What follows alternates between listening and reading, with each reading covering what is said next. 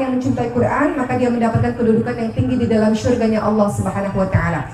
Apa kata Allah Subhanahu wa taala kepada para pencinta Quran nanti di hari akhir? Baca dan naiklah ke tingkatan surga berikutnya. Bacalah dengan tartil sebagaimana engkau dulu membacanya ketika berada di dunia. Jadi kedudukan kita di hari akhir nanti tergantung dari berapa banyak ayat yang kita hafal dan kita baca. Semakin banyak ayat yang kita baca setiap hari, semakin banyak ayat yang kita hafal setiap hari, maka semakin tinggi derajat kita di dalam surganya Allah Subhanahu wa taala.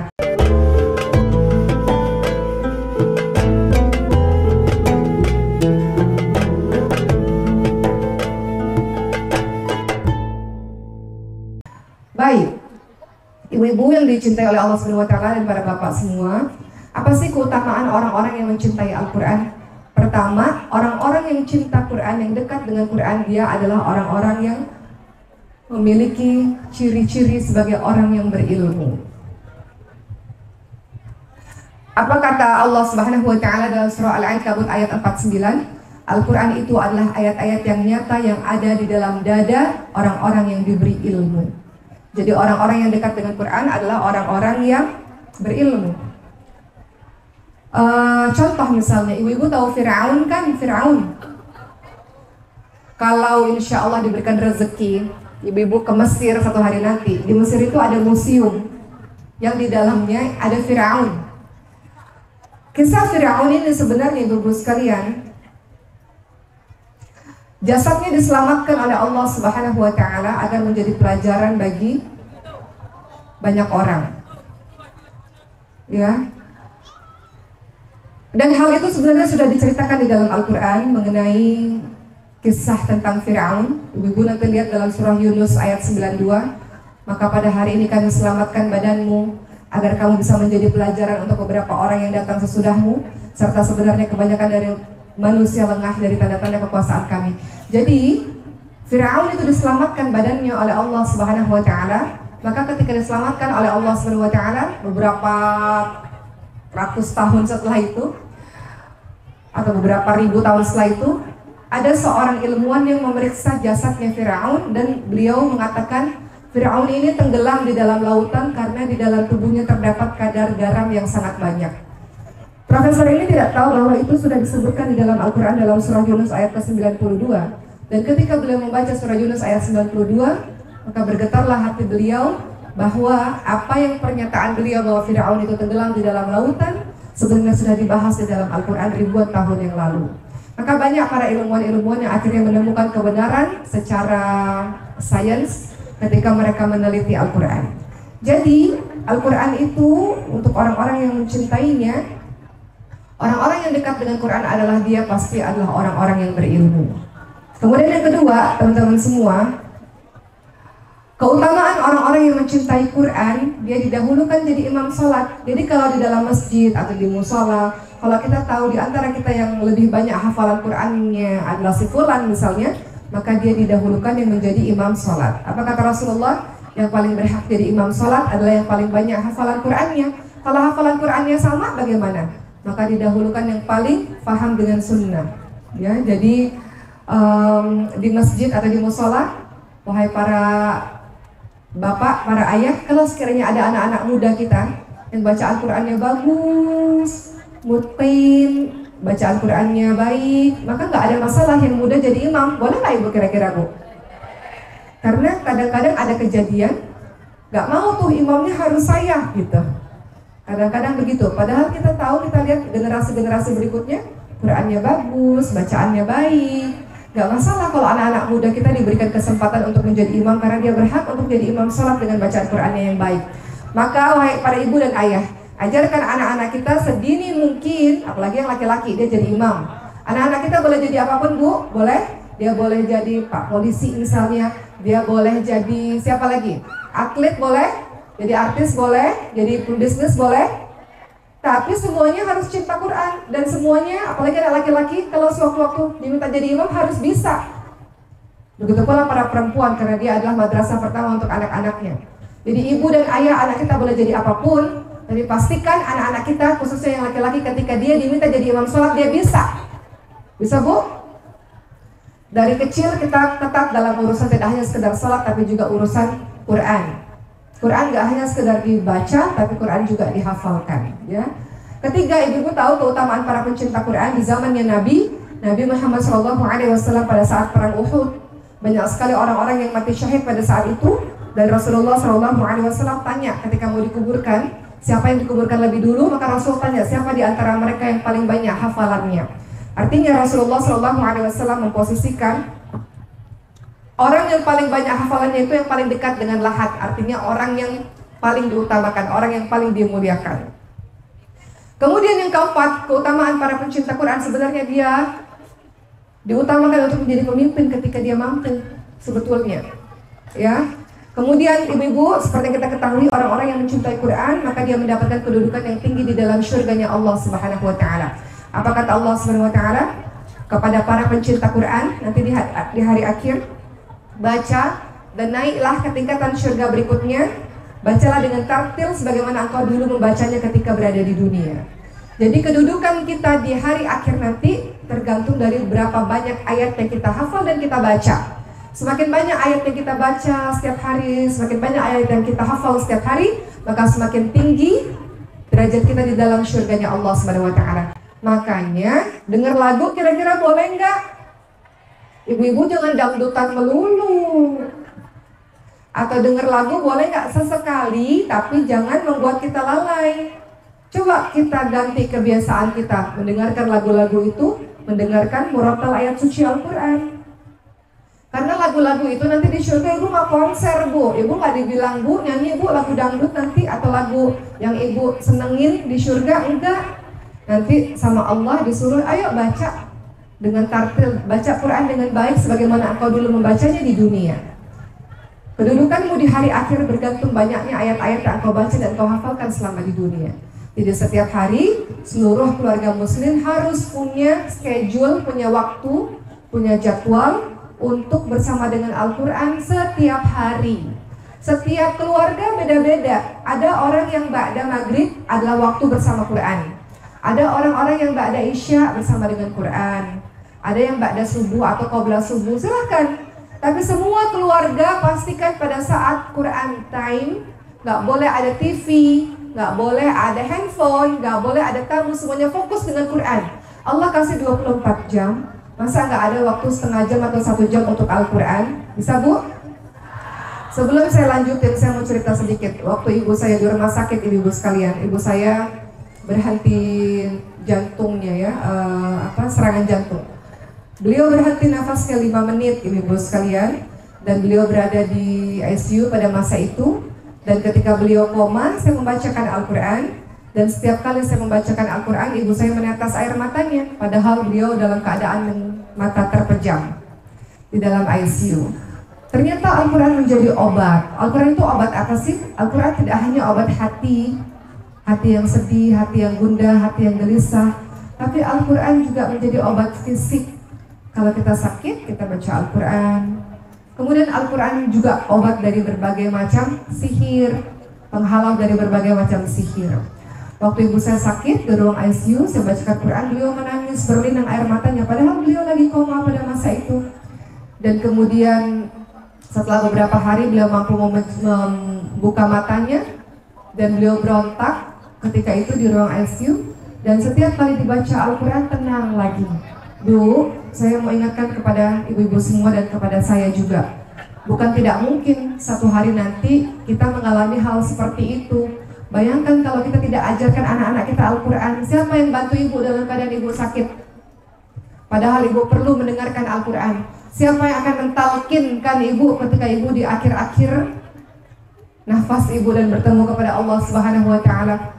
Siapa? Masa kita bergantung sama ustazah yang mungkin nggak tahu ada di mana? Pastilah orang-orang terdekat kita. Maka sekarang mumpung kita sehat, pastikan anak kita, adik kita, keluarga terdekat kita, orang-orang yang dekat dengan Al-Quran. Begitu ya ibu sekalian ya. Dan Masya Allah, Alhamdulillah setelah 11 hari ibu saya di rumah sakit, di ICU, dengan wasilah Quran, Masya Allah akhirnya beliau dalam keadaan baik sekarang dan bisa pulang ke Indonesia dalam keadaan sehat. Semua karena Al-Quran. Al-Quran itu adalah obat. Setiap hari kita harus meluangkan waktu untuk mempelajari Al-Quran. Dalam surah Muzammil ayat 4 Allah Subhanahu wa taala berfirman, "Warattilil Qur'ana tartila." Allah ingatkan kita baca Quran dengan tartil, dengan baik, dengan benar, mumpung masih ada waktu. Kita tinggal di Indonesia yang mayoritas adalah orang-orang Islam.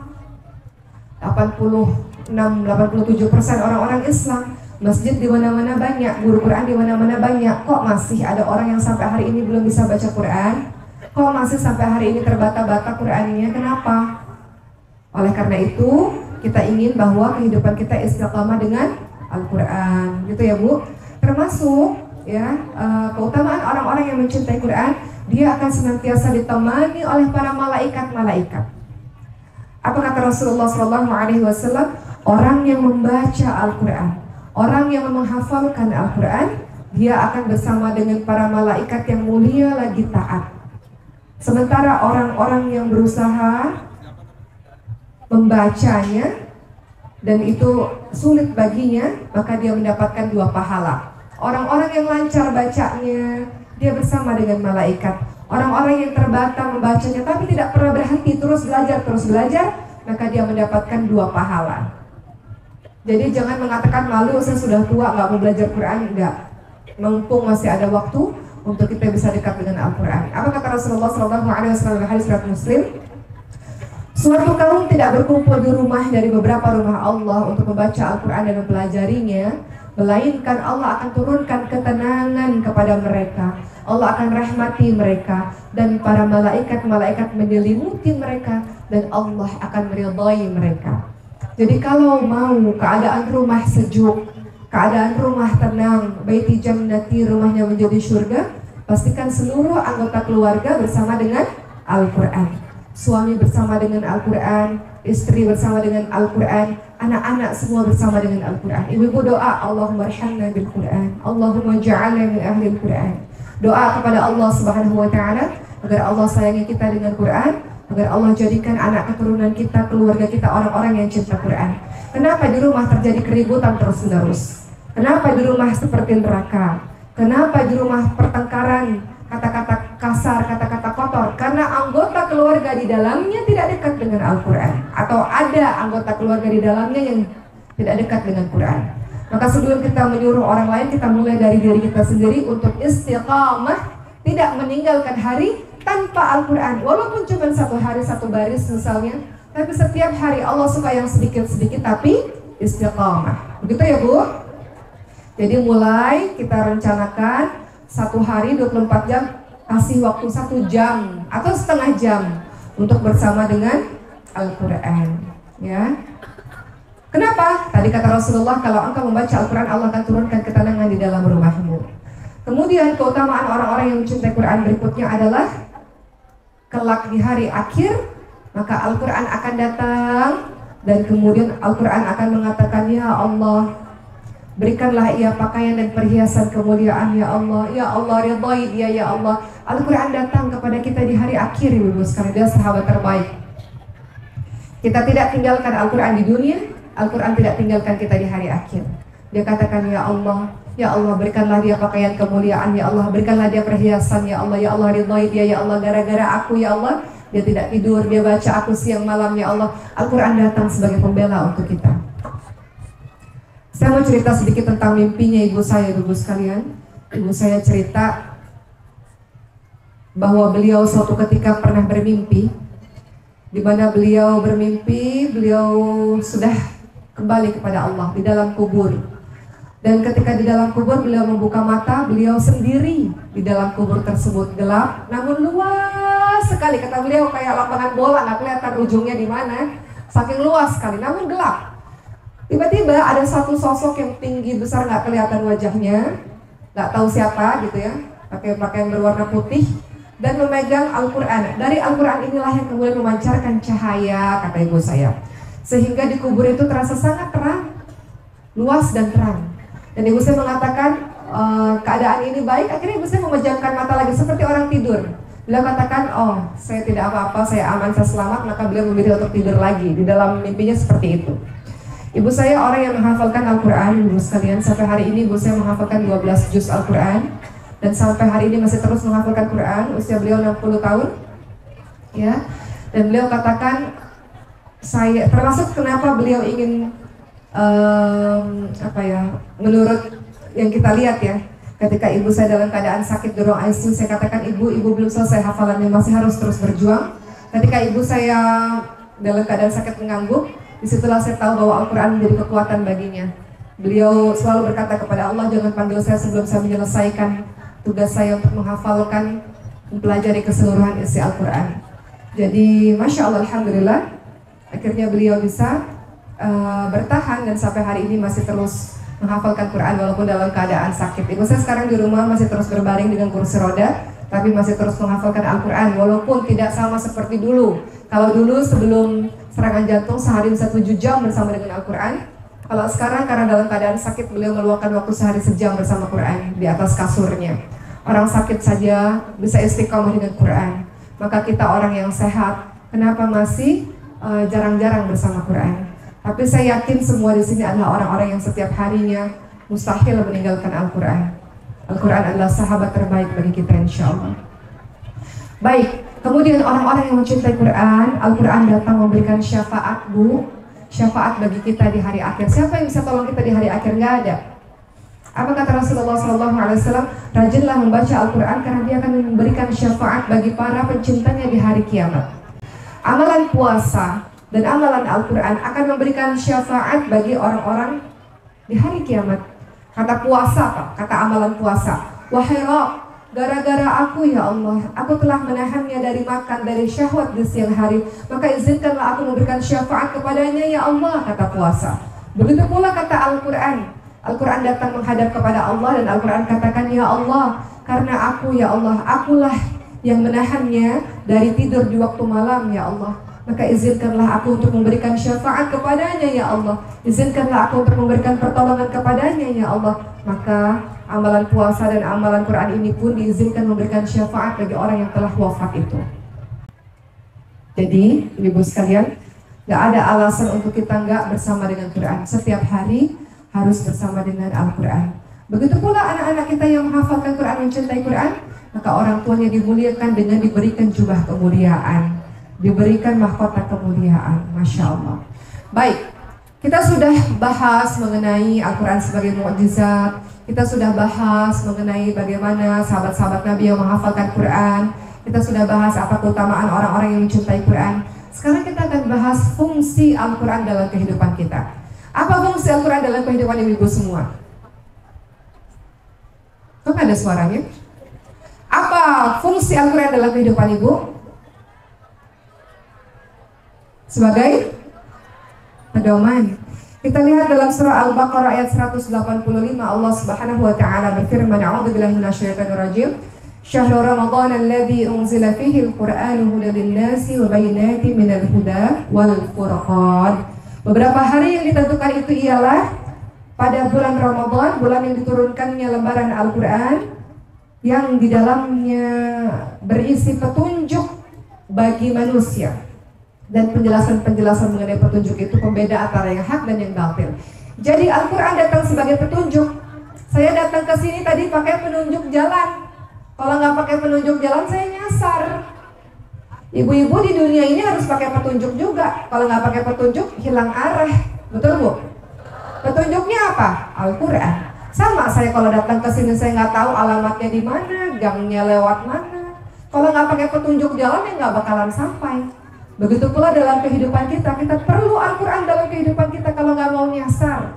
Kita perlu Al-Quran dalam kehidupan kita kalau kita tidak mau kehilangan arah. Kita mau kehidupan kita lurus. Dengan apa? Dengan Al-Quran. Sebagaimana dalam surah Al-Baqarah 185 tadi, Al-Quran adalah petunjuk. Begitu pula ibu lihat dalam surah Al-Isra ayat ke-9, Allah Subhanahu wa taala berfirman, a'udzubillahi minasyaitonir rajim, inna hadzal qur'ana yahdi lillati hiya aqwam wa yubashshirul mu'minina alladzina ya'maluna as-salihati anna lahum ajran kabira. Sesungguhnya Al-Quran ini memberikan petunjuk kepada jalan yang lurus, memberikan kabar gembira bagi orang-orang mukmin.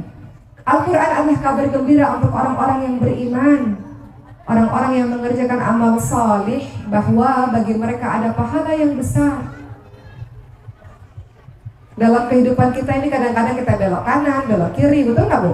Makanya dalam sholat ibu selalu mengatakan apa? Ihdinas siratal mustaqim. Ya Allah, tunjukilah kami jalan yang lurus, betul?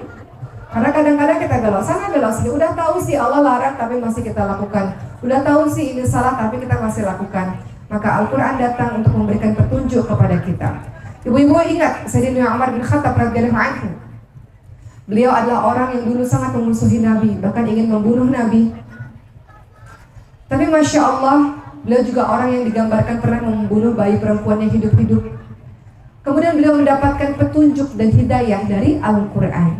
Ketika pada saat itu beliau hendak bunuh Nabi, kemudian salah seorang sahabat mengatakan, "Wahai Umar, engkau ingin membunuh Nabi Muhammad SAW sementara adikmu sendiri telah memeluk Islam. Maka datanglah kepada adikmu." Maka pada saat itu Sayyidina Umar sangat marah, dan kemudian sang adik membacakan surah Thaha untuk Sayyidina Umar bin Khattab. Karena mendengarkan surah Thaha, maka kemudian Sayyidina Umar bin Khattab mendapatkan hidayah. Karena mendengarkan Al-Quran mendapatkan hidayah. Dalam surah Thaha ayat 1-8, ya. Ibu-ibu bawa Quran enggak?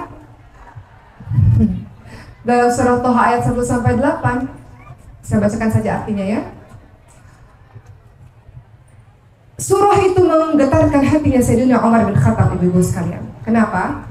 Saya bacakan, a'udzubillahi minasyaitonirrajim. Thaha, ma anzalna 'alaikal Qur'ana litashqa illa tadhkiratan liman yakhsha tanzilan mimman khalaqal arda was samawati al-'ula ar-rahmanu 'alal 'arsyi istawa lahu ma fis samawati wa ma fil ardi wa ma bainahuma wa ma tahta ath-thara fa in tajharu bil qawli fa innahu ya'lamu sirra wa akhfa Allahu la ilaha illahu lahul asmaul husna.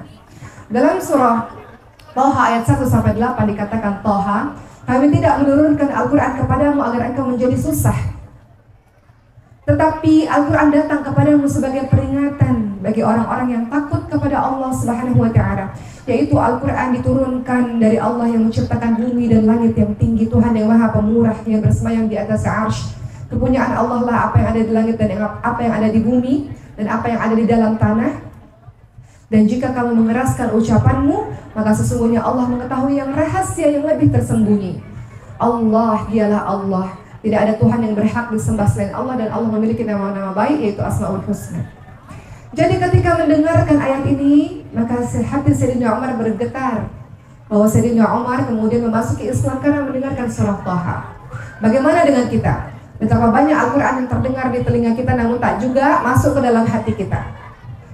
Masya Allah, Al-Quran mampu menembus hati Sayyidina Umar bin Khattab radhiyallahu anhu, dari orang yang dulunya paling benci Nabi, ketika masuk Islam menjadi seorang khalifah, dan sekarang kuburnya bersebelahan dengan kubur Nabi, dimuliakan oleh Allah Subhanahu wa Ta'ala. Apapun dulu masa lalunya, ketika dia sudah bersentuhan dengan Al-Quran, apapun dulu kejahatannya, ketika sudah bersentuhan dengan Al-Quran, sudah masuk Islam dengan luar biasa, belajar sungguh-sungguh, maka lihatlah betapa Allah memuliakan dirinya. Maka Al-Quran bagi kita adalah sebagai petunjuk, ibu-ibu sekalian, sebagai petunjuk bagi kita. Kedua, Al-Quran tidak hanya sebagai petunjuk, tapi Al-Quran juga sebagai obat. Dalam surah Al-Isra ayat ke-82, Al-Quran sebagai obat. A'udzubillahi minasyaitonirrajim, kata Allah, wa nunazzilu minal Qur'ani ma huwa shifaa'un wa rahmatul lil mu'minin wa la yazidul zalimina illa khasara. Dan kami turunkan Al-Quran sebagai obat. Al-Quran sebagai obat, Al-Quran sebagai rahmat bagi orang-orang yang beriman. Dalam kehidupan kita, ibu pernah sedih kan? Pernah merasa hatinya sedang tidak baik-baik saja? Al-Quran obatnya. Dalam kehidupan kita, badan kita pernah sakit, fisik kita pernah sakit, Al-Quran obatnya. Dalam kehidupan kita mungkin ada orang-orang iseng ya, yang kemudian mengganggu kita dengan mengirimkan sihir. Gak akan bekerja sihir itu kalau kita dekat dengan Al-Quran. Jadi bagaimana mungkin seorang muslim bisa meninggalkan Al-Quran? Mustahil, ibu muslim. Karena Al-Quran adalah asyifa. Al-Quran menguatkan hati kita pada saat kita sedih. Al-Quran menyembuhkan fisik kita pada saat kita sakit.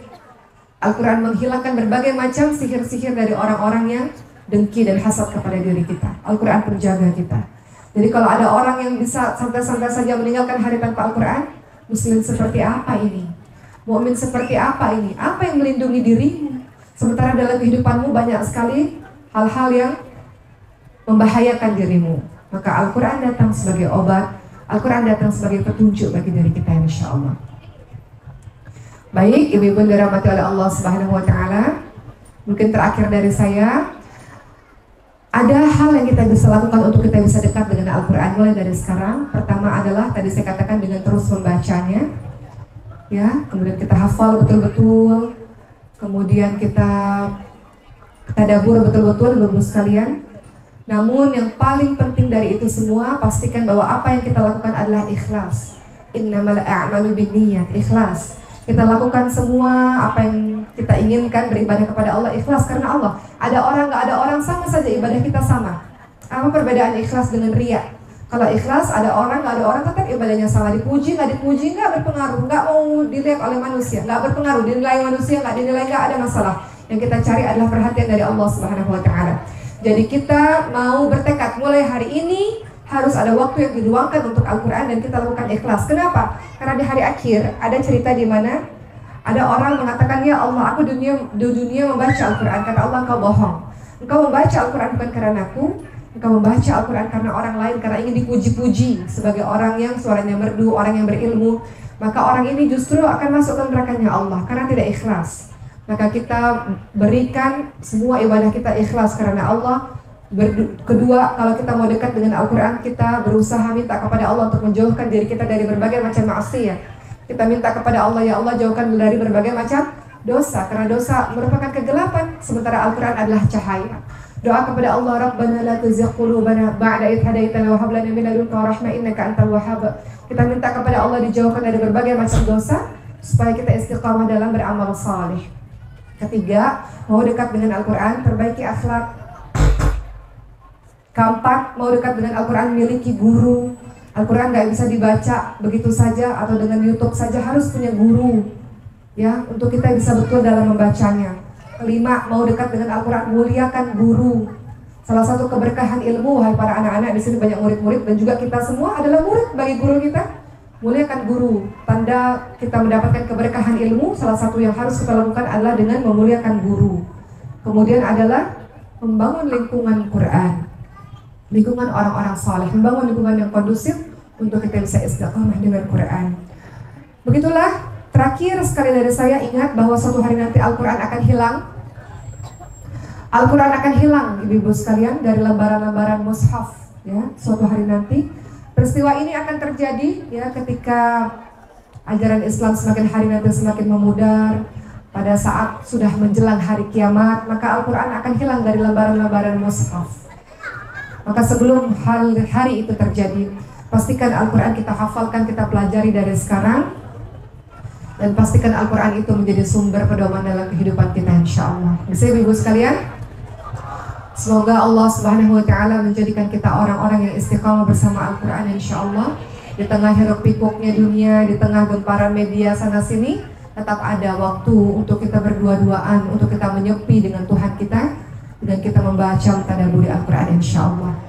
Begitu ya ibu-ibu sekalian, alhamdulillah hari ini sudah selesai ceramah saya. Mudah-mudahan semuanya istiqomah, tergerak hatinya untuk bersama dengan Al-Quran. Doakan saya kalau kita nggak bertemu lagi, mudah-mudahan ibu selalu ingat saya. Doakan saya dan keluarga, semoga kami semua orang-orang yang senantiasa dikumpulkan di surga bersama ibu semua, insya Allah. Terima kasih. Assalamualaikum warahmatullahi wabarakatuh.